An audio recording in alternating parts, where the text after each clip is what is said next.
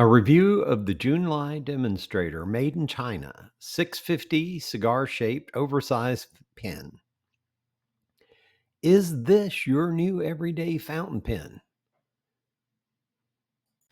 Excellent pens. Copyright Clarence Carter Boucher. All right, I'm doing a sketch with the Jun Lai 650 cigar-shaped fountain pen. And this is just going to be a quick sketch just to show you what it can do.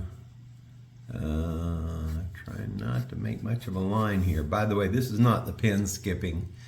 This is me trying to make a vague line with a fountain pen, which is always a little bit of a test of how lightly you can touch the paper. I don't really want this to be a definitive line. I want it to be kind of scratchy and undefined kind of line, because that's what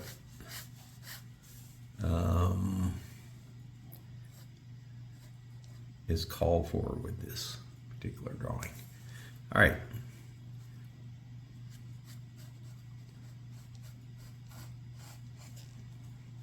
And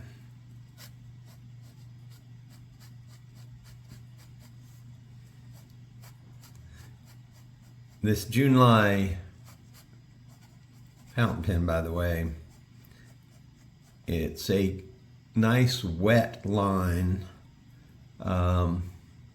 I'm just trying not to touch it much, but when I get to actually rubbing it in, you can see that it's doing a very wet line. And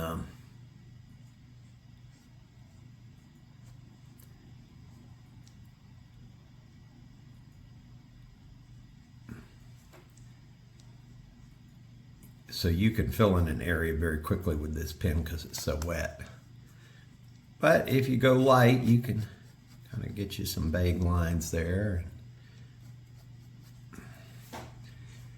Make this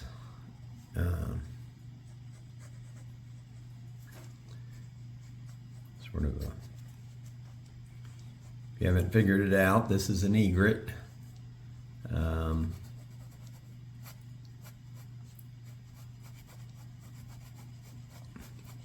guess I should say heron. This is a heron.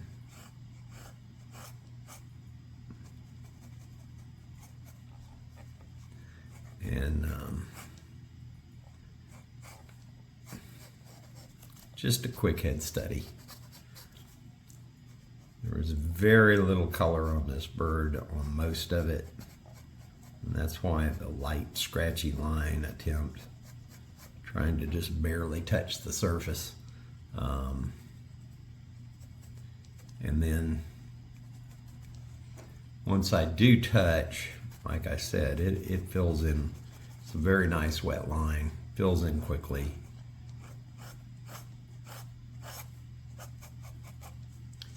And you can get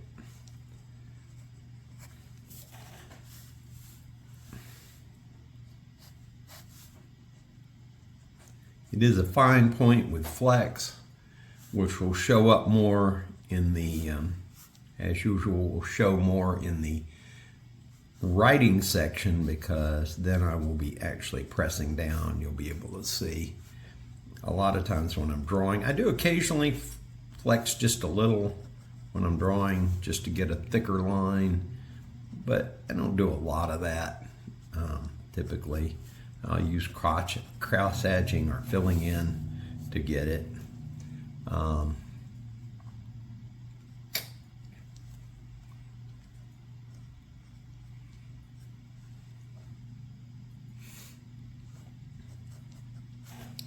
And that's probably about all I'm going to do with this.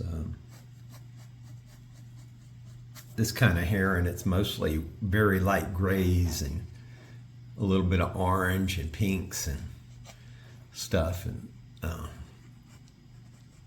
Not what I consider the best subject for an ink drawing, but I think it did okay. I'm pleased with it. Nice. And this is the Jun Lai. It's a Chinese fountain pen. They used to be called Wing Sun, and they're in their process of changing out the name, and most of them you get will say Jun Lai now. If you get one of the older stock ones, it'll say Wing Song. Anyway, it writes well. It's a nice wet line. And you can write fast.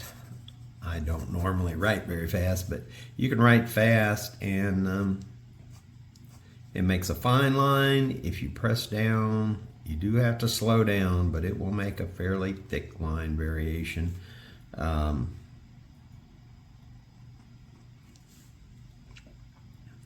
as always, my favorite thing to do with a flex pen is an S, because I feel like you can really see the line variation well. And it snaps back well, so you can get nice line variation. You can do calligraphy, flex nib calligraphy with it. It's not what I consider an ultra flex, but it has a fair amount of flex. And for 30 bucks, this is incredible. I think it's a beautiful pen. I don't normally like demonstrators.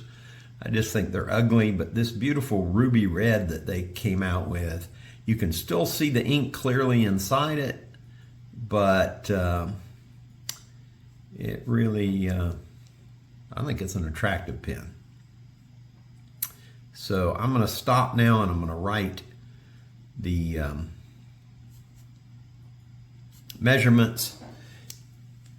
I do want to show the posting. It does not click on like the flat top, but I think you can see here that it stays very well posted. That was my shape test. The cap and end cap are opaque. They look maroon in the photo, but in regular light, the entire pen looks ruby red. Capped, it measures 5 55/64 inches. Uncapped, 5 9/32 inches. Posted, 6 5/8 inches. The section near the threads measures 35 64 inches. That's slightly over ½ inch. Inside cap measurement is 37/64. And the weight is 1.166 ounces with ink.